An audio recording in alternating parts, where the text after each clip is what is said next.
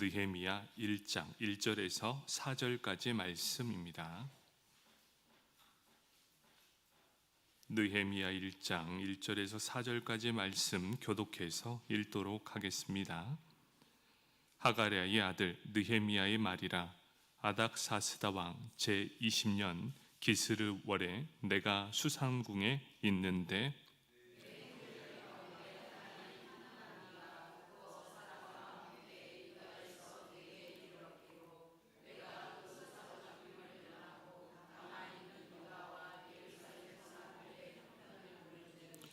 그들이 내게 이르되 사로잡힘을 면하고 남아있는 자들이 그 지방 거기에서 큰 환난을 당하고 능욕을 받으며 예루살렘 성은 허물어지고 성문들은 불탔다 하는지라.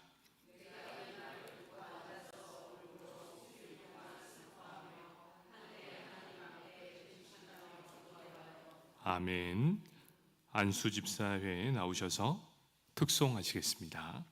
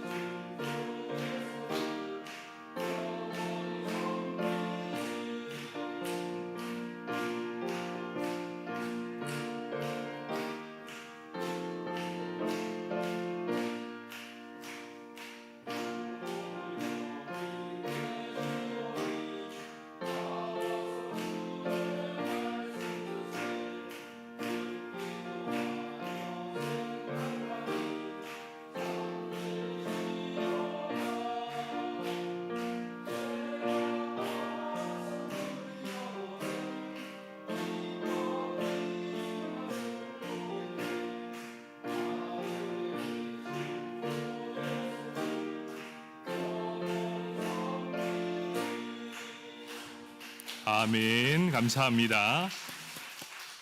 우리 안수 집사님들 이렇게 나오셔서 찬양 불러주시니 너무 감사합니다.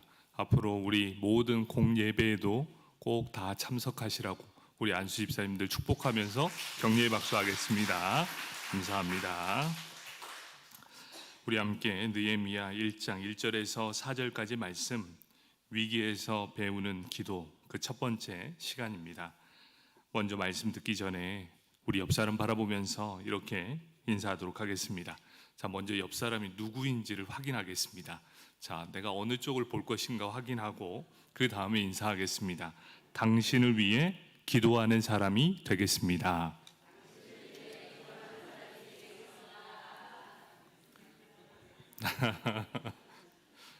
왜 확인하는지 알겠지요?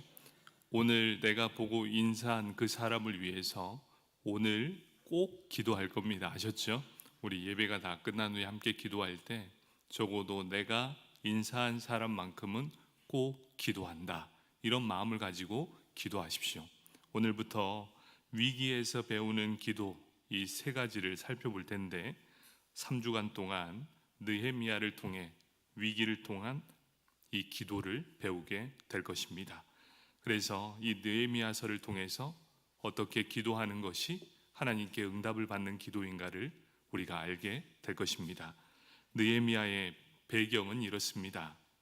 느헤미야가 아닥사스다 왕, 바로 술 맡은 관원으로 수산궁에 있을 때 일이었습니다. 하나니가 두어 사람과 함께 유다로부터 오게 됩니다. 느헤미야의 친동생입니다. 이 하나니는 느헤미야의 친동생이었고 바사 제국에서 부귀 영화를 누릴 수 있었지만 그것을 먼저 뿌리치고 예루살렘으로 귀환했던 사람이 바로 이 하나니였습니다. 예루살렘에 먼저 귀환을 딱 해보니 자신이 생각했던 것보다 상황이 더 안 좋았습니다. 그곳은 폐허가 되어 있었습니다. 그래서 그 장면을 보고 견딜 수가 없었습니다. 어떻게 해야 되나 고민을 하게 되죠. 그래서 예루살렘 재건을 위해서 가장 높은 관직에 있던 형을 찾아가게 되는 것이지요.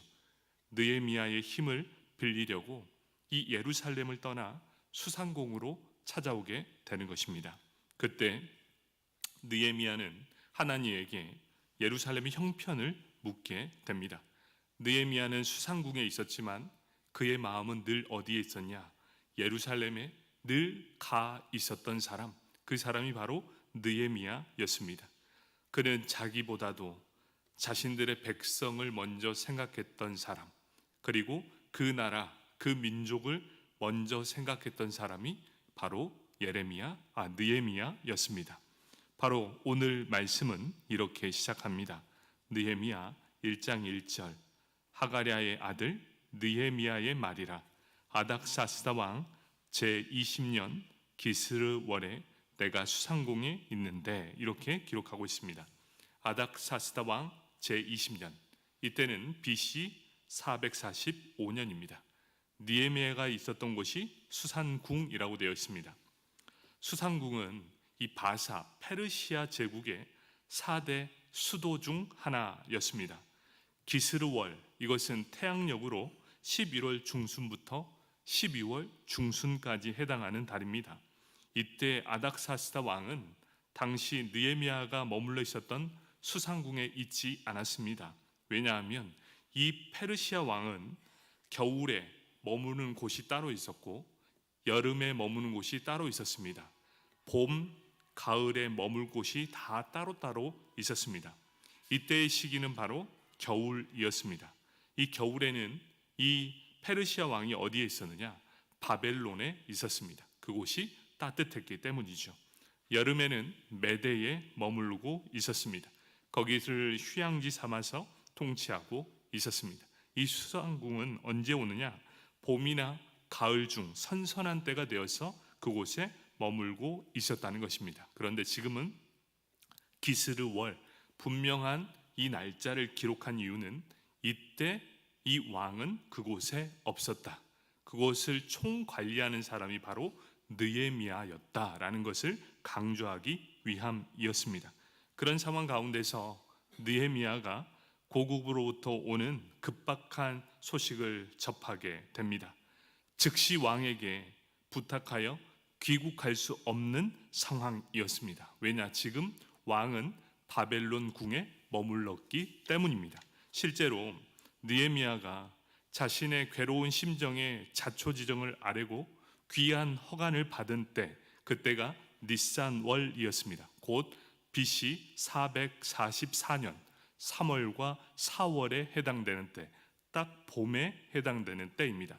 이때 이제 그 왕이 이 수산궁에 오게 되고 그때부터 4개월이 지난 후에 비로소 허락을 받아 가게 되었다는 것입니다.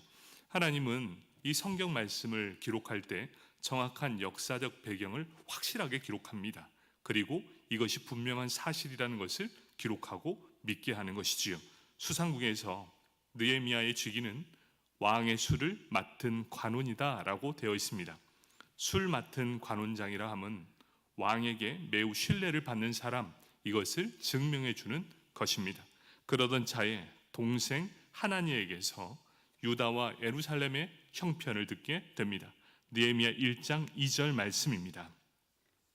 내 형제들 가운데 하나인 하나니가 두어 사람과 함께 유다에서 내게 이를 얻기로 내가 그 사로잡힘을 면하고 남아있는 유다와 예루살렘 사람들의 형편을 물은즉 이렇게 기록하고 있습니다. 느헤미야는 포로가 되어 사로잡히지 않는 곳, 그래서 그곳에 남아있는 유다 사람들이 어떻게 지냈는가, 또 예루살렘 성은 지금도 건재하게 잘 유지되고 있었는가, 바로 느헤미야의 관심은 온통 거기에 쏠려 있었습니다. 느헤미야는 이렇게 고국 소식에 목말라 있었습니다. 그리고 급박한 상황을 현장을 체험하고 온 그 동생에게 빨리 알려달라고 이야기합니다. 그 동생이 먼저 보고도 하기 전에 계속해서 질문하고 있는 모습을 보여주고 있습니다. 그러니까 어떤 상황입니까? 동생이 와서 보고를 하려고 하는데 느헤미야가 자꾸 재촉하는 것입니다. 상황은 어때? 어떻게 지내고 있어? 어떻게 하고 있어? 그들은 어떠니? 자꾸 이렇게 형편을 물은즉 이 말은 무엇이냐? 구걸하다, 간청하다, 질문하다의 뜻을 가지고 있습니다.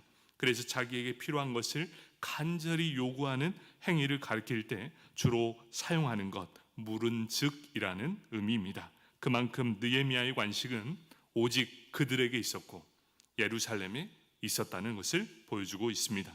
하나님은 예루살렘에 소식을 전하게 됩니다. 그 소식이 느헤미야 1장 3절 말씀입니다. 그들이 내게 이르되 사로잡힘을 면하고 남아있는 자들이 그 지방 거기에서 큰 환난을 당하고 능욕을 받으며 예루살렘 성은 허물어지고 성문들은 불탔다 하는지라, 이렇게 기록하고 있습니다. 사로잡혀 있지 않고 그 지방에 남아있는 사람, 거기에서 고생이 참으로 많고 그들의 고난이 심히 깊다라고 말합니다. 이들은 어떤 사람들입니까? 바벨론 포로에서 해방되어 귀환한 사람이거나 그 후손들을 말하고 있습니다. 그리고 아예 처음부터 포로로 잡혀오지 않는 그 사람들을 말하고 있었습니다. 이 유대인들에게 있어서 포로 생활이라는 자체는 커다란 수치였습니다. 그렇게 예루살렘으로 귀환한다는 것은 수치를 면했다라는 가장 큰 그 해석이 있었습니다. 그런데도 그들은 여전히 모든 사람들에게 업신여김을 받고 수치를 받고 있었다라고 기록합니다. 남아있는 사람은 큰 환난과 능욕, 조롱을 받았다, 누군가의 괴롭힘을 받고 있다라고 기록하고 있습니다. 왜 이런 일이 일어났느냐? 당시 유대 사람들은 한 국가를 세울 수 있을 만큼의 숫자가 되지 않았습니다. 그러니 숫자가 적으니 자신들 스스로 방어할 수 있는 능력도 없었고 전쟁을 할 수 있는 돈이나 여력이 아무것도 없었습니다. 그러니 이때다 싶어 이방인들은 시시때때로 찾아와 노략을 했습니다. 그리고 그들을 종처럼 하대하는 대상이 되어버렸다는 것이죠. 가난한 것도 서러운데 힘이 없으니 동네 북이었던 상황, 이리 치이고 저리 치였던 이스라엘 민족의 상황이었습니다. 그들의 어려움은 계속해서 크게 치닫고 있었습니다. 거기에 플러스입니다. 예루살렘 성은 무너졌습니다. 그리고 성문은 불에 탔다라고 말하고 있습니다. 이 추가적인 파괴가 일어났는데 어떻게 이런 일이 일어났는가? 이스라엘 백성들은 어떻게 해서든지 이 성벽을 재건하기 위해서 갖은 노력을 다했습니다. 우리의 힘으로 이 성벽을 재건해서 다시금 우리의 국방력을 강화하자. 그런데 힘을 모으려고 하면 할수록 대적들이 일어나게 됩니다. 그리고 그 대적들이 방해를 하고 회방을 하게 되는 것이지요. 그래서 그들은 노력을 하면 할수록 이 기득권층들이 그냥 내버려 두지 않습니다. 쳐들어와서 무너뜨리고 쳐들어와서 무너뜨리게 되는 것이지요.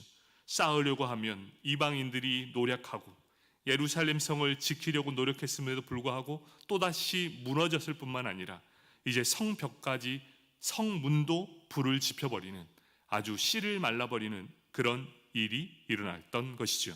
한마디로 이스라엘 상황은 어떤 상황입니까? 위기 플러스 위기. 이스라엘 민족은 큰 위기를 만났습니다. 이제 완전히 와해될 수도 있는 위기 앞에 놓여져 있다는 것이지요.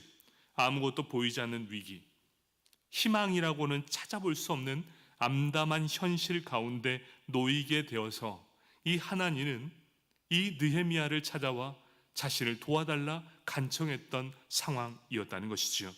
그때 느헤미야가 보인 반응이 바로 느헤미야 1장 4절의 말씀입니다. 내가 이 말을 듣고 앉아서 울고 수일 동안 슬퍼하며 하늘의 하나님 앞에 금식하며 기도하여, 이렇게 기록하고 있습니다. 하나님으로부터 예루살렘의 황폐한 소식을 들었습니다.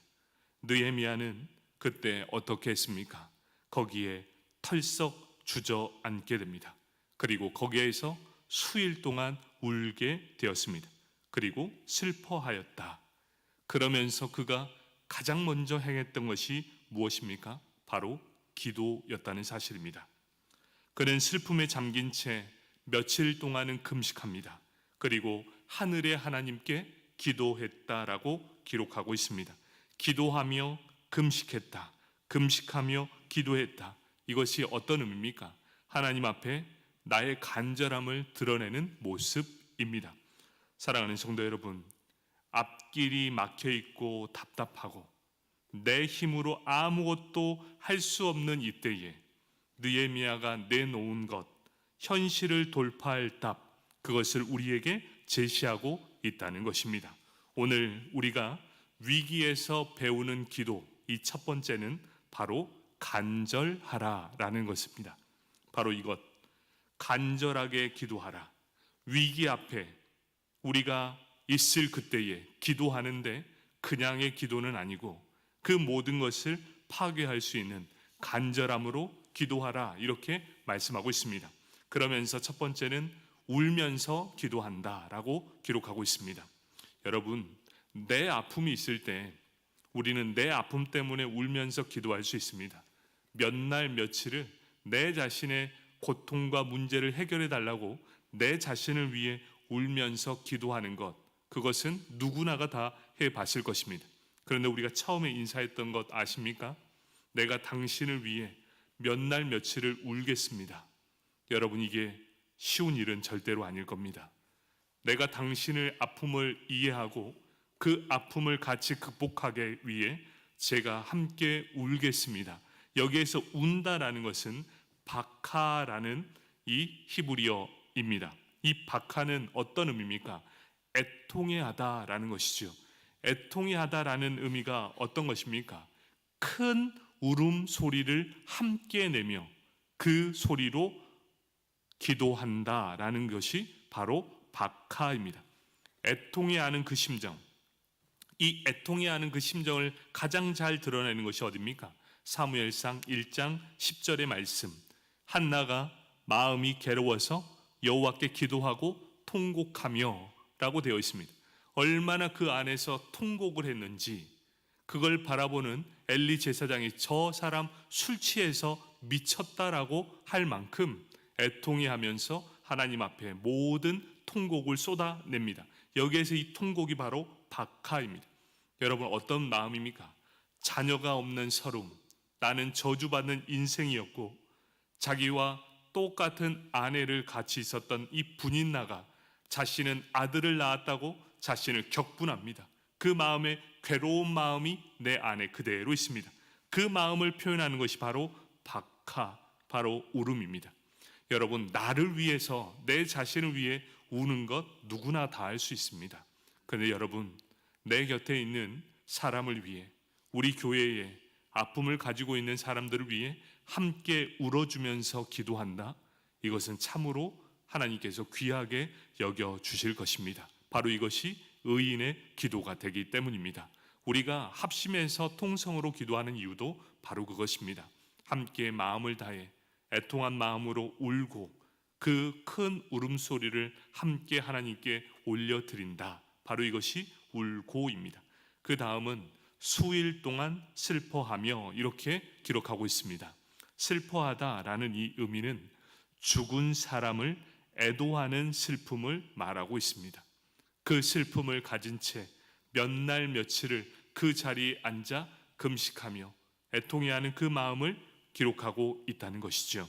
세 번째는 무엇입니까? 하늘의 하나님 앞에 금식하며 기도하였다. 이렇게 기록하고 있습니다. 금식은 하나님을 향한 내적 고통의 반영이자 생명을 건 간절함의 표현이 바로 이 금식 기도입니다.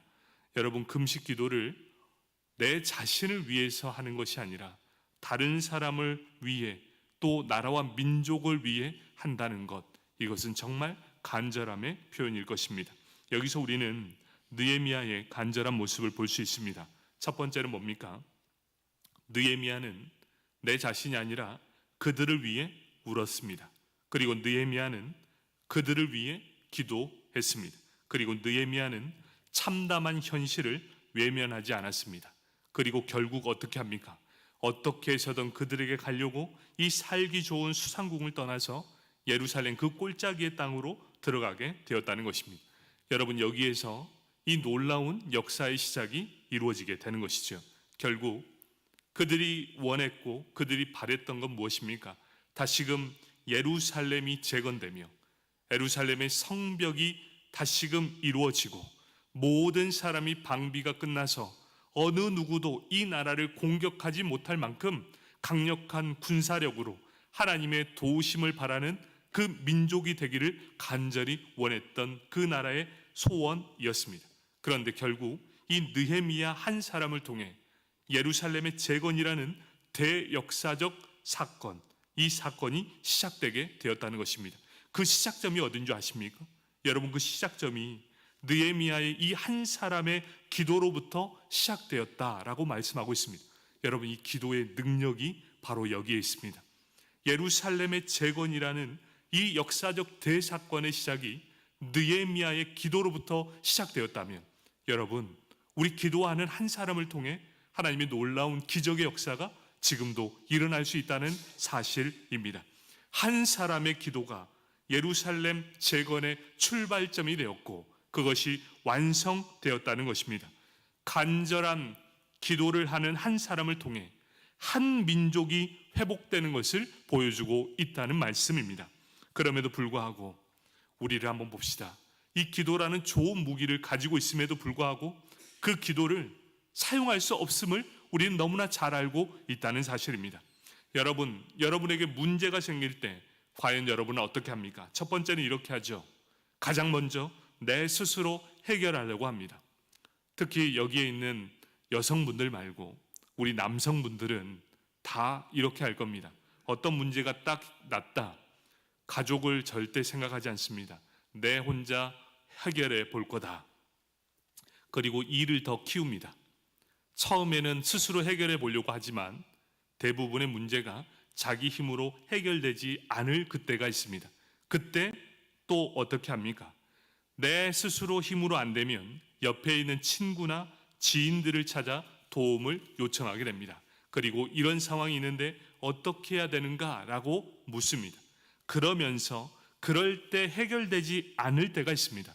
내 스스로 고민해봐도 해결되지 않고 친구나 지인을 통해서 방법을 알려봐도 그 문제가 해결되지 않을 그때, 막다른 길에 다다랐을 때 비로소 우리가 누굴 찾느냐?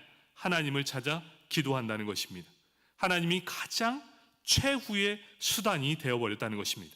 그런데 오늘 말씀은 우리에게 무엇을 보여주는 것입니까? 성도에게 있어서 기도는 최후의 수단이 아니라 기도는 우리의 최초의 수단이 되어야 한다라는 것을 분명하게 보여주고 있다는 것입니다.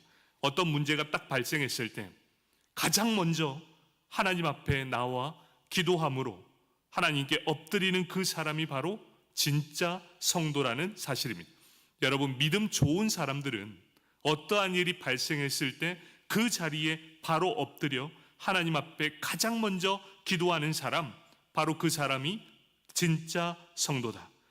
기도는 최후의 수단이 아니라 어쩔 수 없이 하는 것이 아니라 기도는 가장 먼저 행하게 될 때 이 모든 것들이 이루어지게 된다. 여러분, 문제가 발생했을 때 하나님 앞에 가장 먼저 기도한다는 것이 어떤 의미입니까? 처음부터 내 모든 것이 하나님의 것입니다라고 인정하는 것이고 내 삶을 하나님 앞에 맡긴다는 것을 분명하게 보여주고 있다는 사실입니다. 기도는 성도에게 있어서 가장 먼저 하나님을 찾는 최초의 수단이 되길 주님의 이름으로 축복합니다. 아멘. 왜 그렇습니까? 기도를 처음에 하면 하나님의 역사를 이끌어 가신다는 것이고, 기도는 기대를 키우게 하지만 거기에 더해져서 기다림의 능력을 키우기도 한다는 것입니다. 기도를 시작하면 마음이 변하게 됩니다. 그리고 기도를 시작하면 생각이나 말투가 변하게 됩니다. 기도를 시작하면 이 기도를 통해 가능성의 믿음을 갖게 된다는 사실입니다. 결국 기도를 통해 승리를 만들어 낸다는 것입니다. 기도의 가장 좋은 점이 무엇인지 아십니까? 부정적인 삶을 긍정적인 삶으로 바뀌어 간다라는 것입니다. 여러분, 우리 안에 부정적인 마음이 있다는 것은 우리 마음을 온전히 하나님 앞에 맡기지 못했기 때문입니다.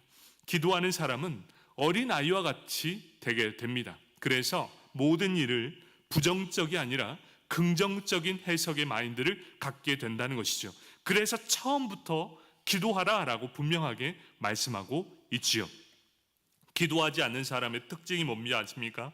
믿음이 있다고 하면서도 안 된다라는 말을 먼저 합니다. 여러분, 이걸 잘 아셔야 돼요. 기도하는 사람은 어떤 사람이 됩니까? 안 된다라는 믿음이 아니라 됩니다, 하나님이 함께 하시면 됩니다라는 믿음의 사람의 긍정적 표현이 나오게 된다는 것이지요. 때로는 무모해 보일 수 있습니다. 하지만 기도의 응답을 받고 하나님과 함께 동행하면 하나님이 하시면 됩니다라는 이 믿음으로 나아가는 이 긍정의 아이콘이 되게 된다는 것입니다. 왜 그렇습니까? 신실한 기도는 최대한의 역사를 선도할 것이기 때문입니다. 그러니 우리는 어떻게 해야 합니까? 위기 앞에서 기도를 최초의 수단으로 삼아야 한다라고 분명하게 말씀합니다. 어떻게 해야 합니까? 간절하게 기도해야 한다. 울면서 수일 동안 슬퍼하며 하늘의 하나님 앞에 금식하며 기도하는 간절함을 표현하면서 기도하라. 이 땅에는 위기의 바람을 맞고 있지만 하나님은 하늘의 하나님이십니다. 이 말이 무엇입니까? 하늘의 하나님이 계시다. 결국 느헤미야는 그 하늘의 하나님 앞에 기도했다는 사실을 보여주고 있다는 것입니다. 느헤미야에게서 배우는 첫 번째 기도, 그것이 무엇입니까? 기도는 최초의 기도를 하라. 어떤 일이 발생했을 때 생각하지 마시고 하나님 앞에 먼저 기도하십시오. 두 번째, 간절히 기도하십시오. 자신이 할 수 있는 간절함의 표현, 그것이 무엇입니까? 내 시간을 드리고 금식하십시오. 그리고 하나님 앞에 응답을 받으십시오. 바로 이것이 느헤미야가 우리에게 보여주는 기도의 첫 번째였습니다. 간절함, 눈물과 슬픔과 금식과 기도, 하나님께서 우리에게 원하시는 것은 바로 그 간절함입니다. 호세아 5장 15절 말씀에 이렇게 말씀합니다. 그들이 그 죄를 뉘우치고 내 얼굴을 구하기까지 내가 내 곳으로 돌아가리라. 그들이 고난받을 때에 나를 간절히 구하리라. 여러분, 우리는 왜 이렇게 고난을 받아야 간절해질까요? 고난받기 전에 간절함으로 하나님 앞에 나아가길 축복합니다. 그러면서 잠언 8장 17절 말씀에 이렇게 말씀합니다. 나를 사랑하는 자들이 나의 사랑을 입으며 나를 간절히 찾는 자가 나를 만날 것이니라. 이렇게 하나님은 말씀해 주셨습니다. 하나님을 간절히 찾는 자들, 하나님께서 만나 주실 것입니다. 이러한 축복을 받는 저와 여러분이 되길 축복합니다. 아멘. 기도하겠습니다.